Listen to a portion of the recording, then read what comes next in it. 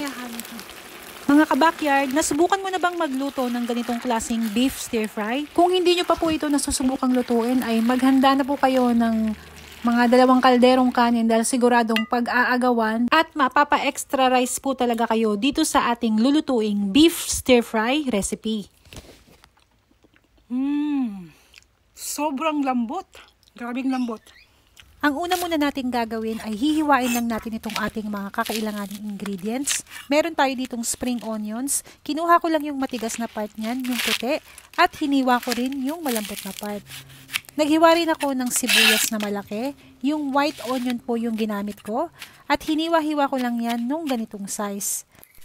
Pinaghiwalay-hiwalay ko lang yan ng ganito para po madali ang maluto. I-set aside lang muna natin yan at ang sunod na natin gagawin ay maghihiwa na tayo ng ating gagamiting karneng baka. Yung cut ng baka po na gagamitin ko ngayon ay tinatawag na porterhouse. Yan, hihiwain lang natin ito.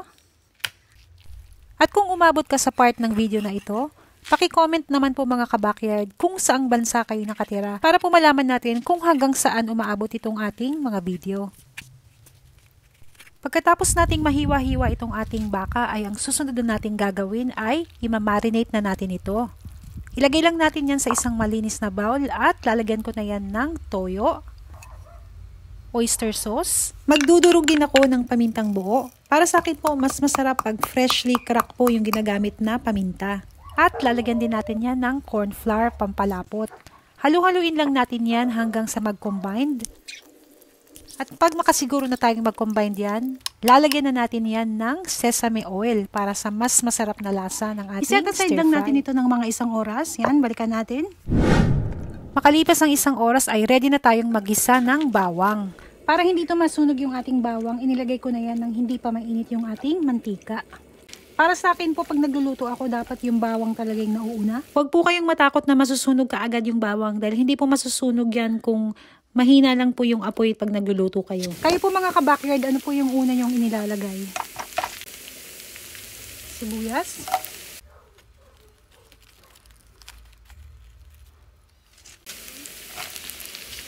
Saglit na saglit lang po natin itong iluluto hanggang mag semi-translucent lang po siya. Para po masarap pa rin siyang kainin mamaya. Medyo makrunchy pa yung ating sibuyas. Ayan, at okay na po itong itsura ng ating sibuyas. Isa-set aside lang muna natin ito at lulutuin na natin sunod ang ating karneng baka. Naglagay lang ako ng konting mantika sa kawali.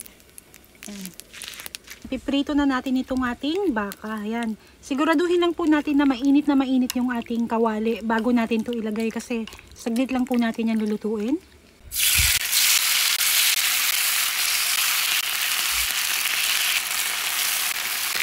Piprituhin lang po natin yung bawat side ng baka ng 1 minuto. At babalik na rin na po natin yan makalipas ng 1 minuto.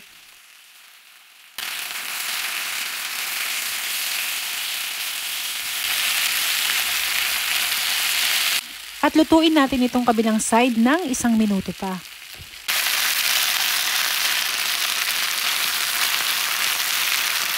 Lalagyan ko lang yan ng cooking wine. Talagyan na natin yan ng sabaw. Sa punto pong ito ay unti-unti nang lalapot yung ating sabaw. Hindi na po lalagpas sa 1 minuto yung pagluluto natin dito. Halu-haluin lang natin at kapag medyo lumapot na yan, ilalagay na natin yung ating asukal, pambalanse ng ating lasa. At saka natin isusunod yung ating sibuyas. Ayan.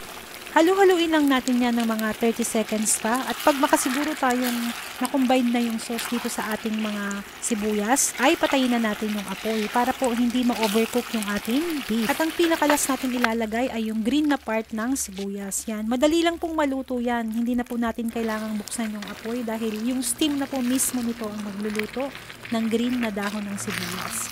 Ayan po. Sa mga hindi pa po nakaka-like ng aking bagong page na Miss Drafts Backyard new page, paki-hit lang po yung like at follow para po ma-update kayo kapag mag-upload ako ng bagong mga video.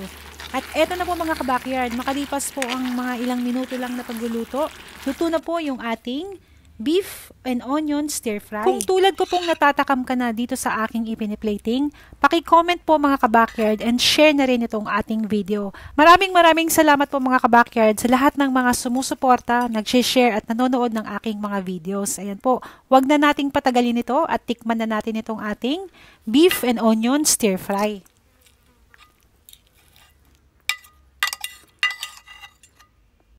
Yan o.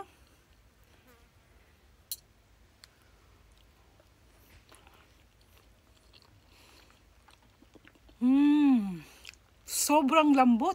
Grabing lambot.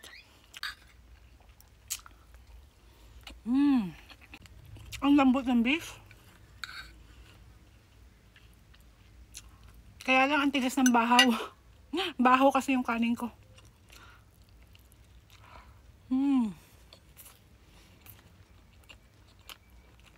Sarap.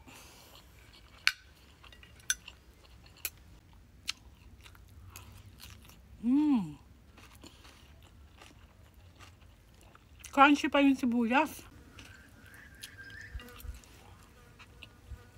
Sarap.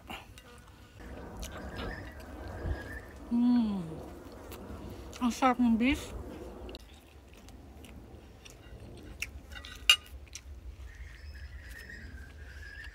Napakasimple lang po ng recipe natin ngayon. Napakabilis lang lutuin. At higit sa lahat po, napakasarap. Must try po ito. Yung beef, sobrang melt in the mouth. Saglit na saglit lang pong niluluto yan. Kaya, kung kayo'y nagmamadali at gusto nyong masarap na pagkain, try nyo po itong ginawa nating recipe ngayong araw.